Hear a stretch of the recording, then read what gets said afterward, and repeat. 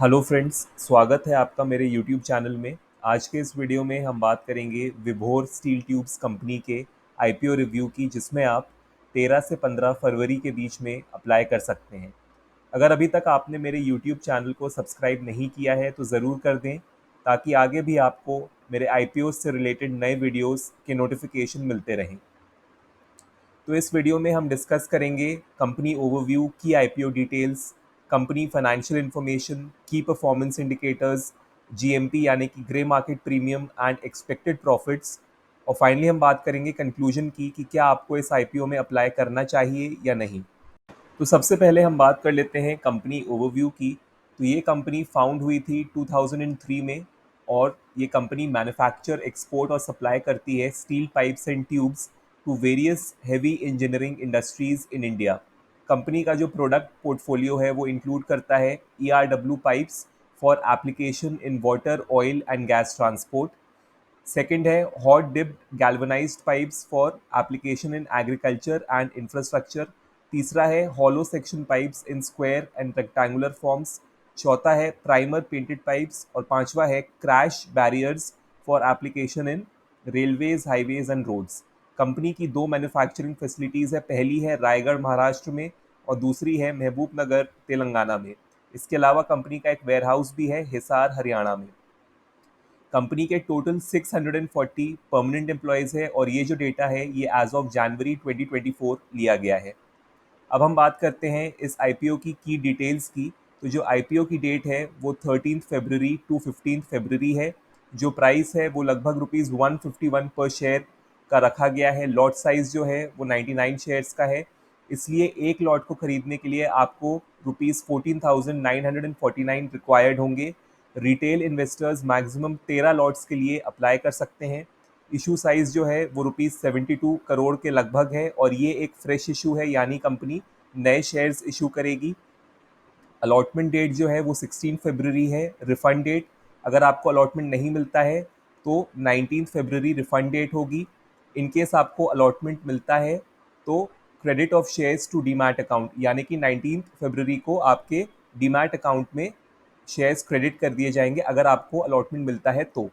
Listing date जो होगी वो 20 फरवरी होगी, और फाइनली जो लिस्टिंग होगी वो एनएसई और बीएसई दोनों पे ही होगी।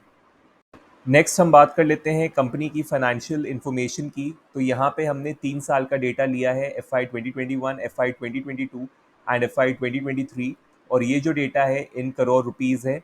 सबसे पहले हम बात कर लेते हैं कंपनी के एसेट्स की। तो जैसा कि आप देख सकते हैं कि कंपनी के एसेट्स कंटिन्यूसली इंक्रीज़ हुए हैं, जो कि एक पॉजिटिव साइन है और दिखाता है कि कंपनी अपने एसेट बेस को एक्सपैंड कर रही है।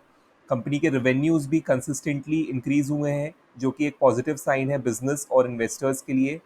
जो प्रॉफिट आफ्टर टैक्स है कंपनी का वो भी कंटिन्यूसली इंक्रीज हुआ है, जो कि इंडिकेट करता है efficient cost management, enhanced operational efficiency and successful business strategies. अब बात कर लेते हैं कंपनी की नेटवर्थ की। तो नेटवर्थ भी कंपनी की कंसिस्टेंटली इंक्रीज हुई है, जो कि अगेन एक पॉजिटिव साइन है बिजनेस के लिए।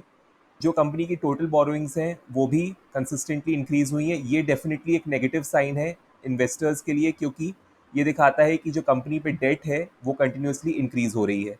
नेक्स्ट हम बात कर लेते हैं कंपनी के की परफॉर्मेंस इंडिकेटर्स के बारे में। तो जो कंपनी का रिटर्न ऑन इक्विटी है, यानी कि जो ROE है, वो लगभग 25.5% है। ROCE या रिटर्न ऑन कैपिटल एम्प्लॉयड 16.48% है। डेट टू इक्विटी रेशियो 1.63 है। RONW या रिटर्न ऑन नेटवर्थ 22.6% है, और finally price to book value ratio 2.3 का है। तो जैसा कि हम पहले के वीडियोस में भी डिस्कस कर चुके हैं कि अगर ROE, ROCE और RONW 15% से ज़्यादा होता है तो वो जनरली अच्छा कंसिडर किया जाता है, और क्योंकि यहाँ पे ये वैल्यूज़ 15% से ज़्यादा हैं तो ये एक पॉजिटिव साइन है बिजनेस और इन्वेस्टर्स के लिए। डेट टू इक्विटी रेशियो अगर 1 से कम होता है तो जनरली अच्छा कंसिडर किया जाता है। यहाँ पे डेट टू इक्विटी रेशियो जो कंपनी का है 1.6 है, जो कि थोड़ा सा ज़्यादा है, और ये दिखाता है कि कंपनी पे डेट ज़्यादा है।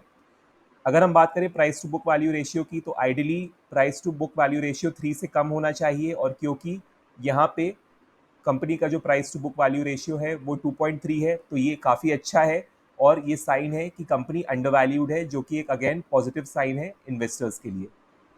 अब हम बात कर लेते हैं कंपनी के GMP यानी कि ग्रे मार्केट प्रीमियम और एक्सपेक्टेड प्रॉफिट्स की।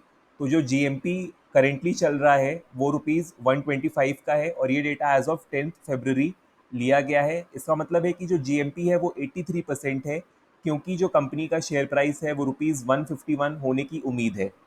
तो जैसा कि हमने पहले भी वीडियो में डिस्कस किया है कि जो लॉट साइज़ है वो 99 शेयर्स का है और जो प्राइस बैंड है यानी कि जो शेयर प्राइस है वो लगभग ₹151 का है। इसलिए जो funds required for one lot हैं वो होंगे ₹14,949 और जो एस्टिमेटेड लिस्टिंग प्राइस है वो है 151 प्लस GMP यानी कि 151 प्लस 125 दैट इज ₹276 और expected listing gains on one lot हो सकते हैं 99 इंटू GMP यानी कि 99 इंटू 125 दैट इज ₹12,375।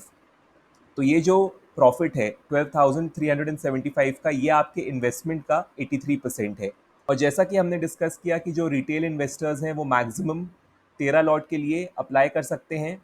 तो अगर आपने 13 लॉट के लिए अप्लाई किया और आपको अलॉटमेंट मिल भी जाता है तो जो expected listing gains on 13 lots होंगे वो होंगे ₹1,60,875। फाइनली हम बात कर लेते हैं कंक्लूजन की कि क्या आपको इस आईपीओ में अप्लाई करना चाहिए या नहीं। तो यहाँ पे सजेशन ये होगा कि जो हाई रिस्क टेकिंग इन्वेस्टर्स हैं वो इस आईपीओ में अप्लाई कर सकते हैं फॉर द लिस्टिंग गेन्स।